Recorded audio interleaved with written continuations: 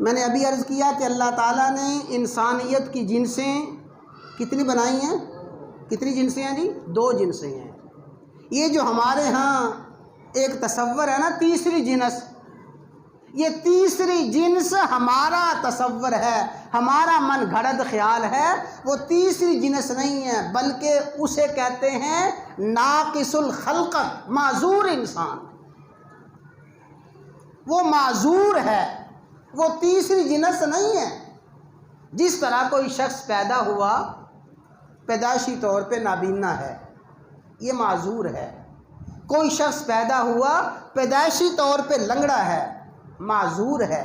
کوئی شخص پیدا ہوا پیدائشی طور پہ وہ بہرا ہے، یہ معذور ہے۔ اسی طرح کوئی بچہ پیدا ہوا پیدائشی طور پہ مردانہ صفات سے محروم ہے، کوئی بچی کی شکل و صورت والی پیدا ہوئی اور وہ پیدائشی طور پہ انسانیت کے اعضاء سے اور نسوانی صفات سے محروم ہے، یہ تیسری جنس نہیں بلکہ یہ معذور انسان ہے۔ یہ نقطہ اگر آپ ذہن میں رکھیں گے تو انشاءاللہ ثم انشاءاللہ بہت سی باتیں آپ کے ذہن میں جو آتی ہیں حل ہو جائیں گی۔ یہ معذورین، شریعت نے ان کو معذور کہا ہے، تیسری جنس نہیں کہا۔ ورنہ اگر کوئی شخص یہ کہے کہ یار یہ مرد ہے یا عورت ہے، کہیں نہیں جناب، نہ یہ مرد ہے نہ یہ عورت ہے، یہ نابینا ہے، یہ جہالت کی بات ہے۔ پوچھا جائے بھئی یہ مرد ہے یا عورت ہے، کہیں نہیں مرد عورت نہیں، یہ تو لنگڑا ہے۔ یہ مرد ہے یا عورت ہے، نہیں یہ تو بہرا ہے۔ اور بھئی جس طرح یہ کہنا کہ یہ مرد اور عورت نہیں، یہ لنگڑا ہے، نابینا ہے، بہرا ہے، حماقت ہے، ایسے ہی یہ کہنا کہ بھئی یہ مرد عورت نہیں بلکہ تیسری جنس ہے، نہیں، یہ بھی معذور ہے، ایک معذور مخلوق ہے۔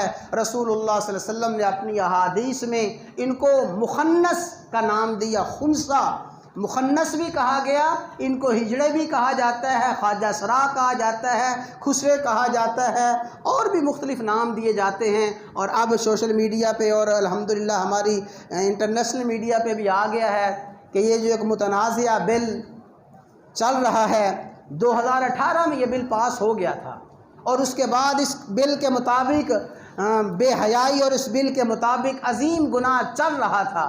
پھر الحمدللہ ثم الحمدللہ غیور مسلمان اس کی طرف متوجہ ہوئے، مختلف مذہبی جماعتوں نے جب اس بل کو بغور پڑھا، ان کے سامنے اس کی قباحتیں آئیں، اس پہ احتجاج شروع ہوا، اور الحمدللہ احتجاج ہو رہا ہے۔ بحمدللہ تعالی ہم بحیثیت مسلمان اس بات کا یقین رکھتے ہیں کہ ہم مسلمان کوئی بھی قانون قرآن و سنت کے خلاف برداشت نہیں کر سکتے۔